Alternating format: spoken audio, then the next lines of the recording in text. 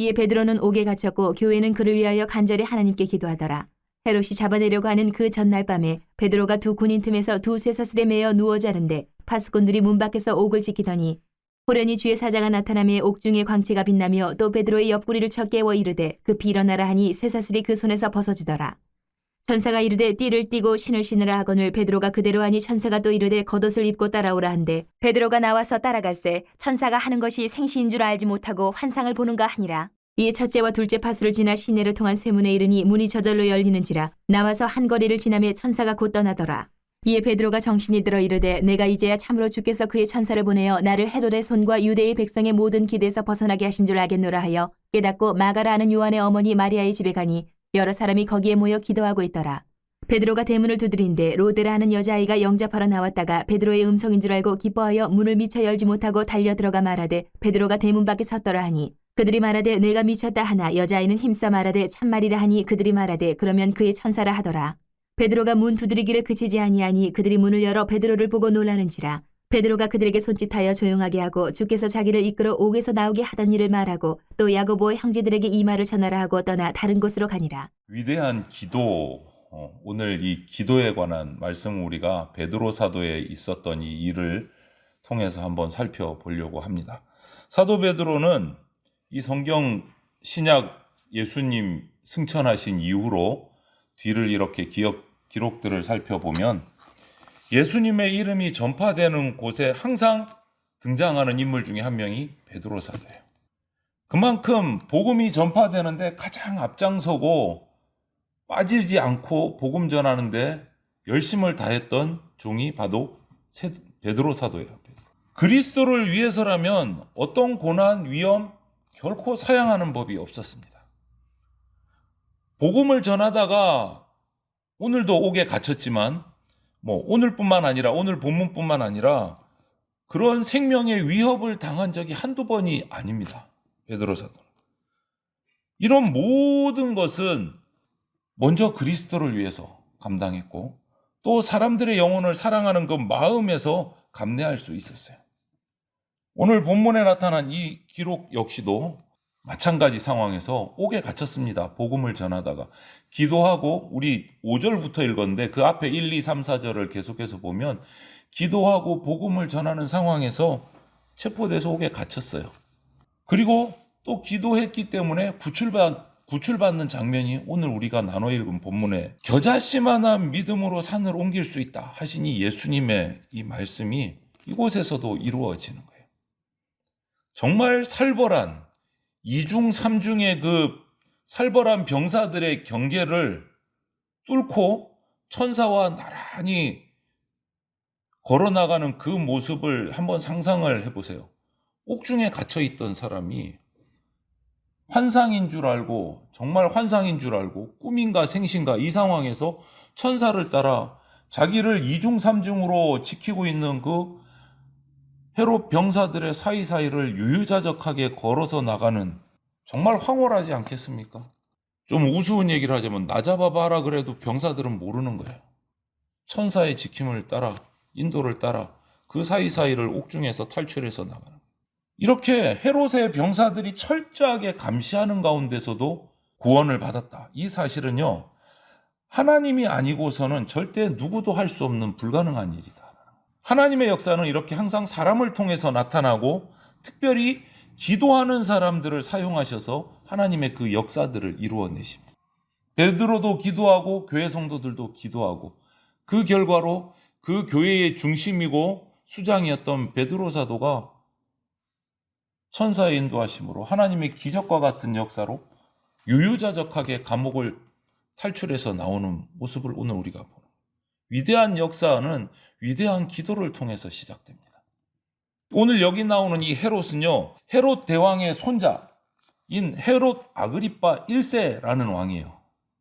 이 헤롯 가정은 대대로 왕을 하면서 예수님과 예수님의 제자들 그리스도인들을 박해하는 것으로 유명한 왕족입니다. 이 기독교 역사, 신약의 역사를 살펴보면 헤롯은 절대 빠지지 않고 종종 등장을 해요. 그런데 좋은 역할로 등장한 적이 단 한 번도 없어요. 예수님을 핍박하고 예수님의 제자들을 핍박하고 성도들을 잡아가고 이런데 꼭 등장하는 것이 이 헤롯 가문이에요. 오늘 이 베드로를 옥에 가둔 헤롯은 누구냐? 헤롯 아그리파 1세라는 사람이에요. 그리고 또 그 가문 중에 헤롯 안티파스라는 사람은 누구냐? 자기 죄를 지적하는 세례 요한을 잡아서 죽인 사람이 헤롯 안티파스예요. 또 헤롯 가문의 또 한 사람이에요. 오늘 등장하는 이 헤롯 아그리파는요, 성질이 포악하고 교활하기로 유명한 사람이에요. 그리스도인들은 보는 대로 잡아 죽이고 가두고 그것이 전력이에요. 그리고 오늘 베드로를 체포했지만 사도 야고보를 잡아서 죽인 장본인이 바로 오늘 등장하는 헤롯 아그리파 1세예요. 이 헤롯 아그리파 1세에 순교를 당한 사람이 사도 야고보예요. 또 이 헤롯 아그리파 1세가 베드로를 오늘 이렇게 괴롭히고 죽이려는 이유가 있어요. 왜냐하면 정치적인 이유예요. 바리새인과 이 사두개인들이 베드로를 너무너무 미워해요. 예수님도 미워했지만 그 수제자인 베드로도 잡아 죽이려고 정말 애를 쓰는데 그들이 지금 유대의 실권을 장악하고 있단 말이에요. 바리새인과 사두개인들이. 그러면 베드로를 헤롯 자기가 잡아서 괴롭히고 죽이고 나면 표를 얻고 점수를 딴다는 거예요. 기득권을 지킬 수 있다는 거예요. 자기의 정치 권력을 누리기 위해서 베드로를 잡는 거예요. 이런 권력욕 때문에 이런 일들을 자행을 한 거예요. 그런데 결과적으로 이 헤롯 아그리파는 베드로를 잡기는 잡았지만 죽이지는 못했어요. 그리고 그 이후의 기록들을 역사 속에서 찾아보면 통치 기간 동안 정말 악한 일들, 특히 그리스도인들을 핍박하는 일에 자신의 모든 전력을 다 투구합니다. 그러다가 인생을 마감한 사람이 헤롯 아그리파 1세예요. 이런 핍박 속에서 초대교회는 얼마나 힘들었겠습니까? 그럼에도 불구하고 이 초대교회 교인들, 그리스도인들은요, 가는 곳마다 도망가기도 하고 숨어 있기도 하면서도 그곳에서 또 사랑을 베풀고 복음을 전하고 섬기는 손길들이 계속 번져갔어요. 피난을 가면서도 섬기고 복음을 전하는 거예요. 그 가운데 이적이 일어나고 기사가 일어나고. 그러다 보니까 이 예루살렘 주민들, 유대 백성들이 사도 베드로를 따르면 예수님을 만나고 영생을 얻고 축복을 얻는다는 걸 자기들도 모르게 배운 거예요. 그런데 헤롯 안티파스, 헤롯 아그리파를 따르면 그곳에는 결론은 피 흘림밖에 없다는 것을 자신들도 체득을 한 거예요. 다 알고 있어요. 그런데 병사들과 바리새인과 사두개인들은 그들의 생각은 반대였어요. 자신들의 기득권, 위치, 그 악한 마음을 이기지 못해서 베드로를 잡아서 죽이는데 전력을 다했어요. 그러다 보니 오늘 본문의 시기에 베드로가 체포가 돼서 옥에 갇힌 거예요. 여러분, 이 기도, 어려움이 닥쳤을 때 기도하는 것도 당연히 중요합니다. 당연히 해야 됩니다. 그런데 오늘 1절부터 4절 이 앞본문을 보면 잡히기 전부터 베드로는 계속 복음을 위해서 기도합니다. 하나님의 뜻이 이루어지기를 기도를 해와요. 그러던 차에 체포가 돼서 옥에 투옥이 된 거예요. 베드로의 이 기도를 보면 자기 육신 살려달라고 하는 기도가 아니었어요. 그런 비겁한 내용이 아니에요. 주님의 영광을 위해서라면 죽어도 괜찮으니까 어떤 방법으로든지 하나님의 뜻이 이루어지게 해달라고 기도를 한 거예요. 내 육신 살려달라고 기도한 게 아니에요. 나는 죽어도 되니까. 다만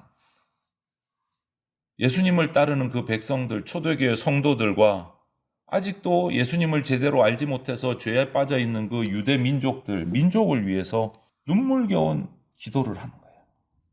나라와 민족을 위해서, 교회 성도들을 위해서 기도한 것이 베드로의 기도예요. 여러분, 이 기도라고 하는 것은 결과가 어떻게 나와야 하느냐? 하나님이 거룩하신 것 같이 나도 거룩해져야 되는 것이 올바르게 기도한 거예요. 기도를 했습니다. 응답을 받았습니다. 내가 거룩해져야 되는데 거룩해지지 않았다. 그것은 잘못된 기도예요. 내가 기도드리는 대상이 거룩하신 하나님 아버지인데 그 하나님 아버지께 올바른 기도를 했다면 기도의 응답을 받은 저와 여러분도 거룩해져야 돼요. 그게 정상이고 올바른 기도를 한 거예요.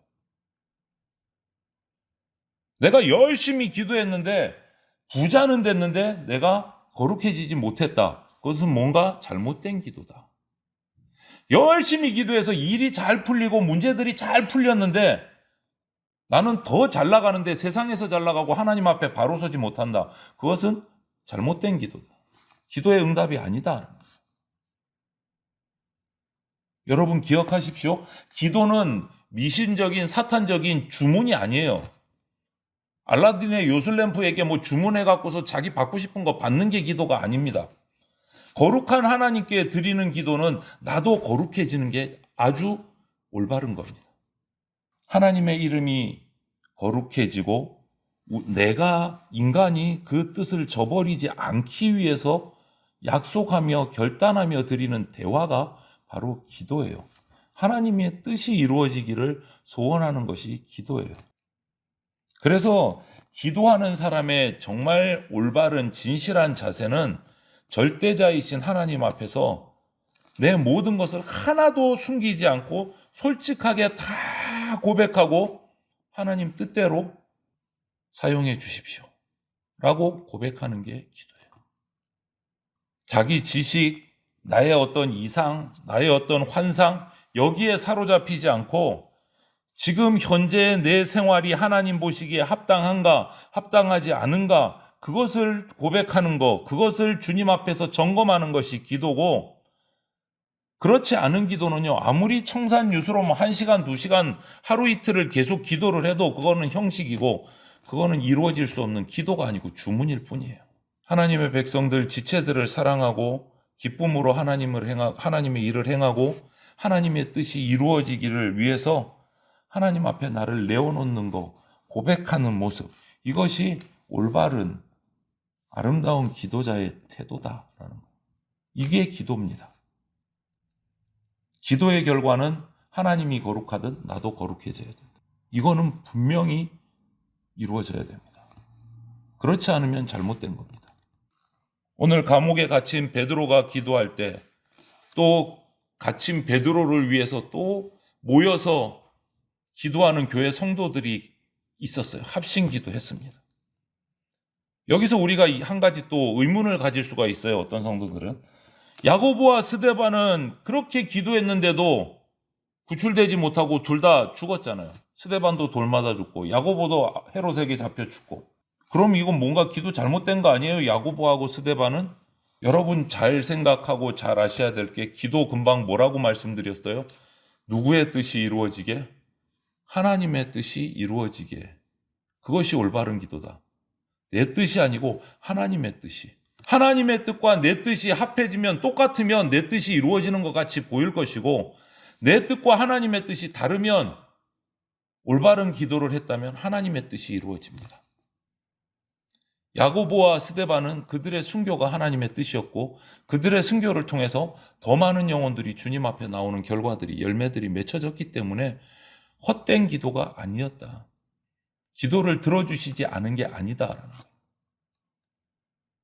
그래서 여기서 우리가 오해해서는 안 된다. 하나님의 뜻이 어디 있는지 우리는 100% 알 수 없습니다. 그래서 기도할 때 하나님의 뜻을 이루. 예수님 마지막 겟세마네 기도의 마지막 기도가 뭐였습니까? 내 뜻대로 하지 마시고 아버지 뜻대로 이루어 달라고. 기도의 표본이에요. 그리고 그 뜻이 내 뜻과 맞지 않더라도 나는 어떻게 하겠다고 결단하는 겁니까? 순종하겠다고 결단하는 게 올바른 기도입니다. 그런데 베드로는 기도하고 성도들이 기도할 때 그 꽁꽁 잡히고 잠겨있던 2중 3중으로 헤롯의 병사들이 지키고 있던 그 감옥문 안으로 천사가 들어왔습니다. 실제인지 환상인지 오락가락 잘 모르는 상황에서 천사가 들어와서 베드로를 끌고 옥 밖으로 나갑니다. 여러분, 베드로를 위해서 기도하는 성도들이나 갇혀있는 베드로 자신이 모두 진실하게 하나님 앞에 엎드렸기 때문에 하나님의 뜻이 나타나는 거예요. 이때 기도의 효력은 뭡니까? 야고보나 스데반의 순교는 순교를 통해서 하나님께서 뜻을 이루고자 하는 계획이 있으셨던 거고, 오늘 기도, 이 베드로와 성도들의 기도의 효력은 뭡니까? 베드로가 유대 정부도 로마의 그 대제국의 정부도 도저히 해칠 수 없는 사람이 베드로다라는 것을 확증해서 보여주시는 기적을 일으키신 거예요. 베드로 함부로 손대지 마라 너희들, 이것을 보여주신 거예요. 유대도 그 로마 제국도 베드로를 함부로 손댈 수 없게 만드셨어요. 왜? 아직 때가 되지 않았기 때문에. 여러분, 역사를 보면 베드로도 결국 순교합니다. 로마에 잡혀서 순교하는데 지금 이때는 아니다라는 거예요. 그래서 그 기도에 구원으로 응답하시는 거예요. 모든 고난과 수고를 주님께서 주신 영광으로 알고 우리가 받으면 놀라운 기적이 일어납니다. 놀라운 기적이. 이것이 기도의 효력이에요. 아버지 뜻대로 이루어 주시옵소서. 여러분, 우리가 나의 일에 관심을 가지기 전에 하나님이 기뻐하시는 일인가를 먼저 물어야 돼요. 지체들을 살펴보는 것이, 지체들을 위해서 무엇이 필요한가를 살피는 것이 성도가 돼야 돼요. 그리고 합심해서 드리는 기도의 유익이 큽니다.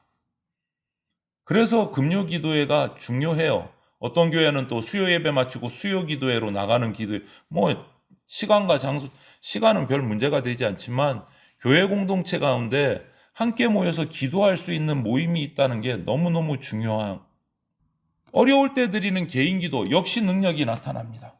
오늘날 반드시 필요한 사람은 하나님의 뜻을 구하는 기도를 하는 사람이 필요해요. 하나님의 뜻을 구하는 사람의 기도. 개인의 문제도, 교회 공동체의 문제도, 나라와 열방의 문제도 기도 외에는 해결의 방법이 없습니다. 근본적인 해결의 방법이 없어요. 저와 여러분들이 열심히 기도해서 기도로 일어서셔야 됩니다. 기도로 문제를 해결해야 돼요. 다른 방법이 아니고. 기도로 교회가 일어나고 나라가 위기 가운데서 구원받는 그런 기도의 일꾼이 우리가 돼야 됩니다.